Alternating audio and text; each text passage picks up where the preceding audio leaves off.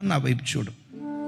నీ పిల్లలు వాళ్ళు భక్తిగానే బ్రతకాలనుకుంటారు, మందిరానికి వచ్చినప్పుడు దేవుని మార్గంలోనే నడవాలనుకుంటారు. వాళ్ళకి తెలుసు ఈ పాపపు లోకంలో ఏముంది.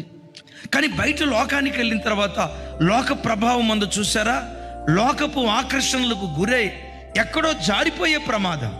వాళ్ళు జారిపోయిన పరిస్థితిని బట్టి దేవుని కోపం వాళ్ళ మీద రగులుతూ ఉంటే, ఒక తల్లిగా నీ నిద్ర చంపుకొని 4ంటికి లేచి ప్రార్థన చేసావనుకో, దేవా వాడు తెలిసి తెలియక కుడేదో ఎనబేదో తెలియక యవన కాలంలో తప్పటడిగేశాడయ్యా, అయ్యా వాడు పొరపాటు చేశాడయ్యా, వాడిని శిక్షించకయ్యా. ఒక తల్లిగా వాడి పక్షాన్ని నేను విజ్ఞాపన చేస్తున్నానయ్యా. ఒక తండ్రిగా వాడి కొరకు నేను మీ సన్నిధిలో ప్రార్థన చేస్తున్నానయ్యా. నా కన్నీళ్ళు చూడవా, నా అంగలార్పు చూడవా, నా ప్రసవేదన చూడవా, వాడి కొరకు నేను కారుస్తున్న కన్నీటి చుక్కలు చూడవా. నా కన్నీటి చుక్కలు చూసి వాడిని క్షమించయ్యా. నా కన్నీటి చుక్కలు చూచి ఉగ్రతలో నుంచి వాడిని తప్పించయ్యా. నా కన్నీటి చుక్కలు చూచి మరణంలో నుండి వాడిని జీవానికి దాటించయ్యా.